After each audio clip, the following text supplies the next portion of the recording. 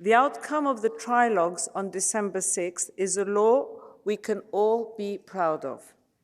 It is a pioneering regulation, and I am convinced it will make a decisive contribution to tackling global deforestation and forest degradation. That also makes it an important tool to help us reach the objectives of the Kunming-Montreal Global Biodiversity Framework and the Paris Agreement on climate as well. The new rules will demonstrate that the EU is ready to take the lead in the global struggle against climate change and biodiversity loss. They send a powerful signal to other major economies, underlying the urgent need for strong legislative action against deforestation and showing how it can be achieved.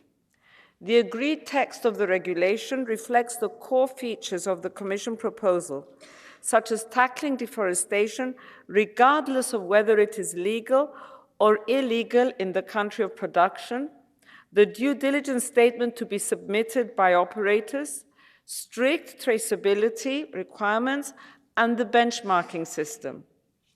The agreed text also includes many of the improvements requested by this House.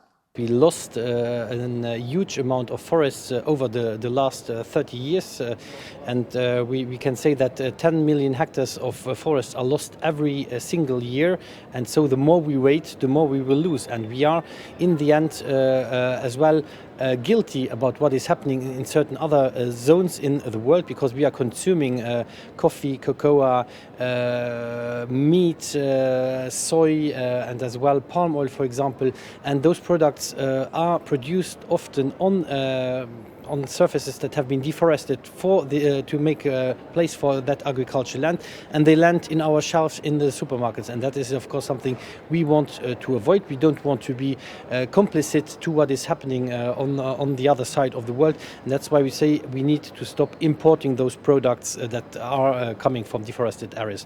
And therefore the Parliament has as well made in 2020 an own initiative report, which has after that as well been taken up the idea by the European Commission, and they have proposed a strong proposal already, which we as a Parliament managed to make even stronger.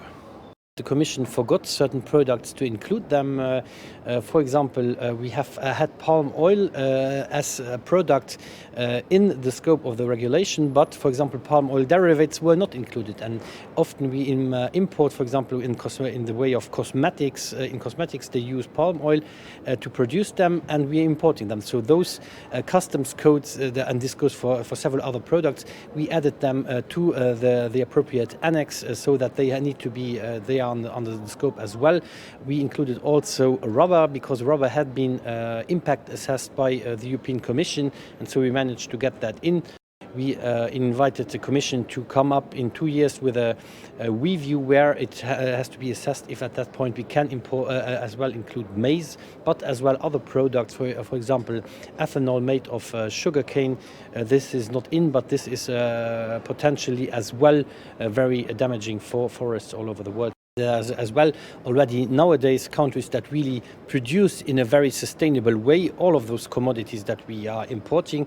So what might happen is that we have a certain reshifting of the origin countries, that we are taking, for example, not anymore the coffee from country A, but we take it from country B because they are really doing well already. That is one consequence. There might be as well for some commodities a raise in the prices. That is possible as well.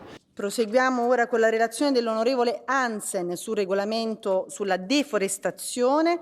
Cominciamo con l'emendamento 267 per appello nominale. La votazione è aperta. La votazione è chiusa ed è approvato.